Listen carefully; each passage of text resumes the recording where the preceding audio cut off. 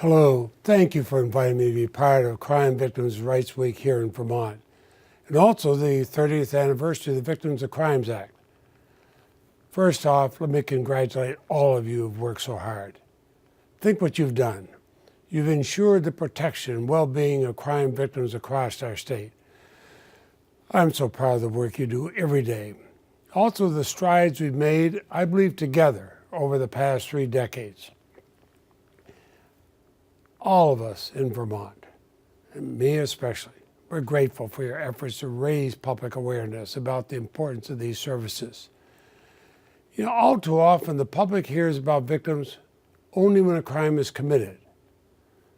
But those of us who have dealt with this issue know that victims live with the scars of these crimes for life.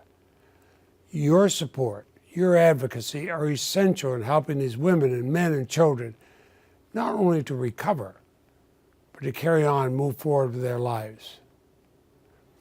I remember very well my early days as Chittenden County State's Attorney. Back at that time, it was a one-person office, and as a result, I saw everything that went on. And I saw firsthand the vital importance of supporting the victims of crime. There was no Victims Assistance Fund back then. There was no transitional housing.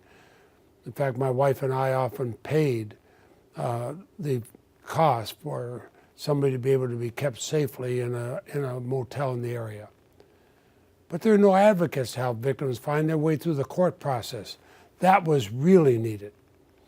And when I responded to a case of domestic violence at 3 in the morning, we did have to scramble to find a safe place for the victim to stay. Too often, the lack of options meant victims would be forced to return to dangerous situations.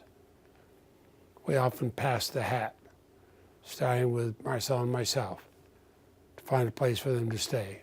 But sometimes we could not. Think how far we've come since that time.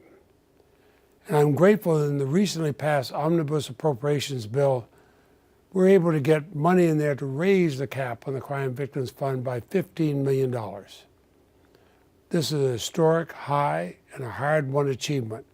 It translates to more money for victims assistance grants at the state and local levels. But I have to admit that despite this large increase, support for direct victim assistance remains 13% behind where funding levels were 15 years ago. And what does that mean? That 1.3 million fewer crime victims today are receiving help funded under VOCA. We have our work cut out for us. You're not going to give up. I'm not going to give up. So what should be our goals for the next 30 years? Continue to work to support rainy day reserve funds while continuing to raise the cap on VOCA funding. We have to adapt to changing criminal patterns. We have to address the specialized needs of victims. We have to respond to the increasing legal needs around housing and medical services and immigration, and the financial consequences of crime. And as the criminal justice community becomes steadily and appropriately focused on evidence-based practices, we need more data about crime victims' needs and experience. More data, as we all know, will help produce better decisions in helping victims. So I'm very proud of our partnership. I'm proud of what we've been able to do to help the victims of crime. For me, it is a partnership and a commitment that will always be guided by my experiences as a Chittenden County State's Attorney working on the front lines for crime victims.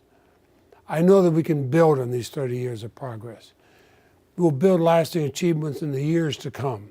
We'll do that because you won't give up, and I guarantee you, I will not give up.